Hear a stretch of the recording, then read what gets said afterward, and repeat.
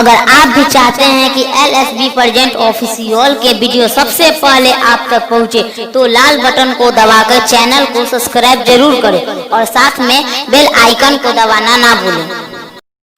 आप सुन रहे हैं बिक्की बेमिसाल को मिक्स बाय सुजीत बाबा प्रभुनंद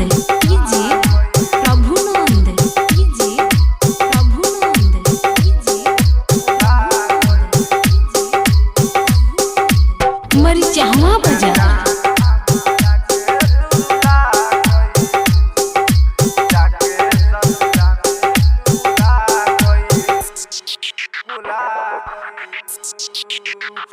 संगे जी अब क्रिया खइलू संगे मार अब क्रिया खइलू संगे जी अब क्रिया खइलू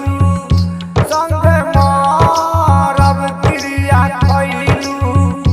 संगे मार अब क्रिया खइलू ए जान हमारा के तुला ससुरा में तू भुला गइलू ए जान हमारा के भुला गइलू जाके ससुरा में तू भुला गइलू संगे जी अब क्रिया खइलू संगे मार अब क्रिया खइलू संगे मार अब क्रिया खइलू ए जान हमारा के तुला गइलू जाके ससुरा में तुला गइलू ए जान हमारा के तुला गइलू जाके ससुरा में तुला गइलू प्रभुनंद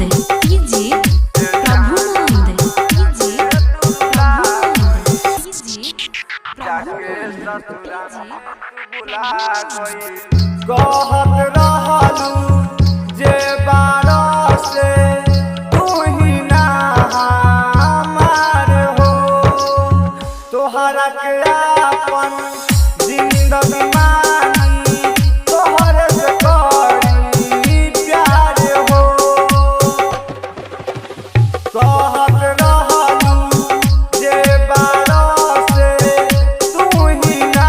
हमार हो तोहरा के अपन जिंदगी मानी तोहरे से करी प्यार हो सब कहे हमारा के छोड़ गइलू दिलवा हमार तोड़ गइलू तब कहे हमारा के छोड़ गइलू दिलवा हमार तोड़ गइलू बोलो ना भइल का मजबूरी जे तू बनइलू हमारा से दूरी हमारा नाम के मेहदी भुला के दोसरा पर तू लोभा गइलू ए जान हमारा के तुला गइलू जाके ससुरा में तू भुला गइलू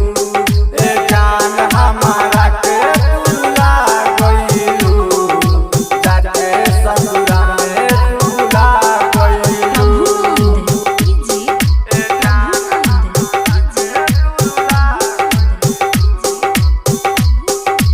मरिचहवा बाजार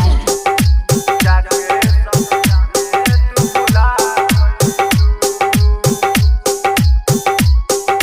जाके ससुरा में तू भुला गइलू जिंदगी में अब तू ना रहलू जी के बोला करी का पियलो पगामट लत नइखे पी के बोला करी का जिंदगी में अब तू ना रहलू जी के बोला करी का